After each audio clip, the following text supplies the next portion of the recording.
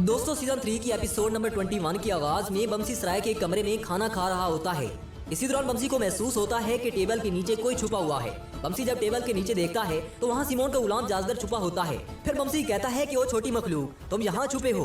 तब सिमोन का गुलाम भागने की कोशिश करता है, लेकिन बमसी उसको पकड़ लेता है और कहता है कि जब मैं तुम्हें देखता हूँ तो मुझे ऐसे लगता है कि जैसे एक खटमल बहादुर आदमी का खून चूस रहा हो। खटमल भी तुम्हारी तरह छोटे छोटे होते हैं। इसके बाद बमसी उसे सर से पकड़कर ऊपर उठाता है। तब गुलाम जाजगर बार बार कहता है कि बमसी मुझे छोड़ दो। इस पर बमसी कहता है कि तुम्हें आर्थर भाई के इंसाफ का मजा चखना होगा। फिर बमसी उसे वहाँ से लेकर चला जाता है।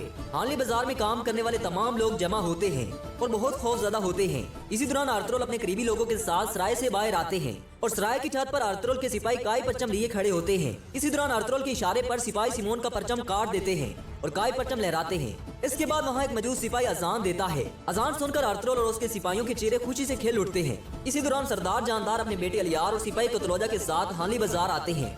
ये सब कुछ देखकर सरदार जानदार अलियार से कहता है कि आर्थर साहब ने पहले ही सब कुछ मुकम्मल कर लिया है और आर्थर इन जमीनों में हमारा सबसे बड़ा दुश्मन है। जानदार की बात सुनकर अलियार बहुत हैरान होकर कहता है कि बाबा ये आप कैसे कह सकते हैं। इस पर जानदार कहता है कि आर्थर अब कभी नहीं रुकेगा, ना ही बाजार और ना ही सराय इसके लिए काफी होगा।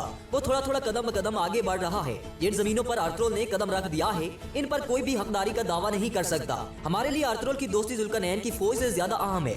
ये छोटा सा कबीला अब छोटा नहीं रहेगा। बगैर रियासत और बगैर पैसों की आर्थर का कबीला ताकतवर और बड़ा हो गया है। बहुत से कबाइल अंधेरे में चले गए थे, वो अब गाय कबीले की रोशनी में चलेंगे। हर वो चीज जो मैं हमेशा करना चाहता था वो आर्थर ने कर दी। इसी दौरान आर्थर बाजार के लोगों से मुखातिब होकर कहता है कि मुझे मालूम है कि आप सब लोग बाजार के बारे में परेशान हैं, जहां आप रोजी रोटी कमाते हैं। आप लोग परेशान मत हो। कोई हैसियत नहीं रखता कि आप कौन से मजहब या किस कबीले से ताल्लुक रखते हैं। आप इस बाजार में ऐसे रहेंगे जैसे आप अपने वतन में रहते हैं। आप अपनी तिजारत जारी रखें। अब इस बाजार पर इंसाफ की हुक्मरानी होगी। इस पर वहाँ एक मौजूद बूढ़ा तादिर आर्थर से कहता है कि आप सराय के मालिक सिमोन से क्या चाहते थे। इस पर आर्थर कहता है कि क्या आप जानते थे कि वो कौन थे जिन्होंने कुस्तुनतुनिया में तोड़ फोड़ की। वो कौन थे जिन्होंने आप पर हर तरह का जुल्म सितम किया। ये सुनकर वहाँ मौजूद लोग कहते हैं कि वो स्लेवी फौज थी, लेकिन उससे आपका क्या लेना देना है। इसके जवाब में आर्थर कहता है कि सिमोन और उसके सिपाही जालिम तरीन टेम्पलर थे।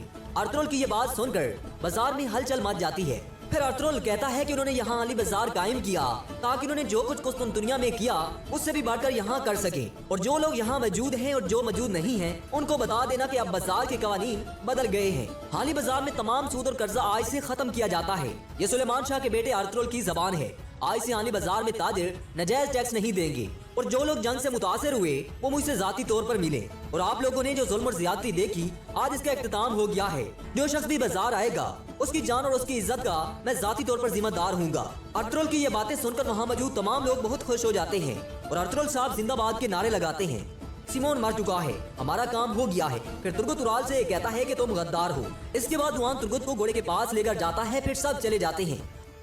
हाली बाजार के सराय में आर्थर जानदार और अलियार को वहाँ लेकर जाते हैं जहाँ मारिया जहर बनाया करती थी। वो जगह देखकर जानदार और अलियार बहुत हैरान होते हैं। तब आर्थर कहते हैं कि वो जहर जिसने तुकामिश की जान ली वो यहीं पर बनाया गया था। यहाँ मकड़ियाँ, सांप और जहरीले कीड़े मौजूद हैं। इस पर जानदार कहता है कि उन गुनहगार टेम्पलर्स पर लानत हो। अलियार जानदार से कहता है कि आर्थर साहब ने अपना और हमारा बदला भी ले लिया है। फिर जानदार कहता है कि इंशाल्लाह हमारी ये दोस्ती हमेशा कायम रहेगी। इस पर आर्थर जानदार से कहते हैं कि आज हमारे कबीले में दावत है, हम आपको और आपके खानदान को भी आने की दावत देते हैं।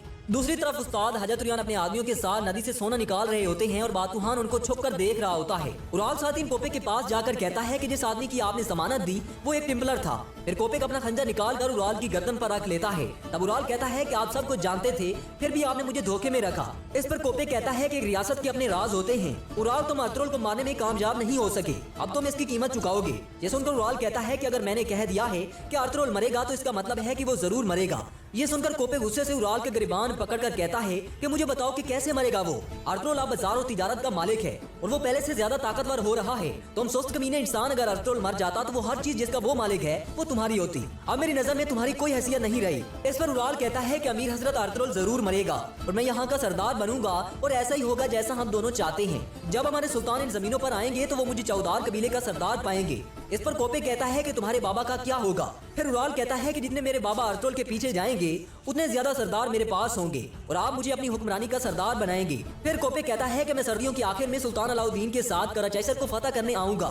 अगर मेरे आने से पहले तुमने अर्तुगरुल को ना मारा और यहाँ मौजूद तुर्क कबाइल से अपनी बैयत का अहद ना ले सके तो यहाँ की हुक्मरानी अर्तुगरुल को मिल जाएगी। और मेरी एक बात याद रखना कि हमारे सुल्तान किसी भी कामयाबी को इनाम दिए बगैर जाने नहीं देते। इसके बाद उराल कोपे के हाथ का बोसा लेकर चला जाता है।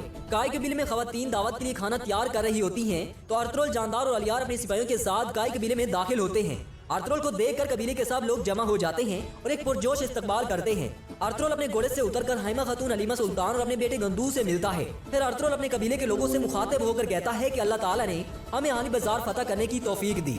ये हमारे बहुत बड़े फतवाद का निशान होगा। ये सुनकर कबीले के लोग अर्तुगरुल साहब जिंदाबाद के नारे लगाते हैं। इसी दौरान अर्तुगरुल के सिपाही तुर्गुत दुआन भी कबीले में पहुंच आते हैं। अर्तुगरुल कबीले के लोगों से कहता है कि हमारे बुरे दिन खत्म हुए, हमारा झंडा इन सरजमीनों पर लहराएगा। इसी वक्त दुआन और तुर्गुत अर्तुगरुल के पास आते हैं। तुर्गुत अर्तुगरुल से कहता है कि सिमोन मर गया है।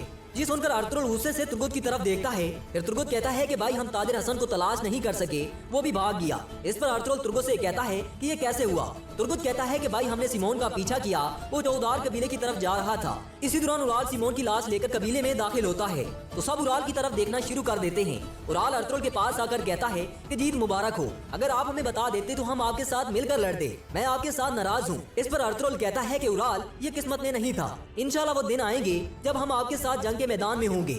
इसी दौरान दो सिपाही सिमोन की लाश लेकर आते हैं। तब उराल कहता है कि अर्तुगरुल साहब, जब आप अपनी फतह में मसरूफ थे तब आपका बदला लेने के लिए एक मौका मुझे भी अनायत हुआ। ये सुनकर तुर्गुत गुस्से में वहाँ से चला जाता है और अर्तुगरुल बहुत गुस्से में उराल को देखता है। फिर उराल जानदार से कहता है कि बाबा मैंने तुतामिस साहब और अर्तुगरुल साहब का बदला ले लिया। ये सुनकर अलियार और जानदार खुश हो जाते हैं और अर्तुगरुल बहुत गुस्से से उराल को देखता है।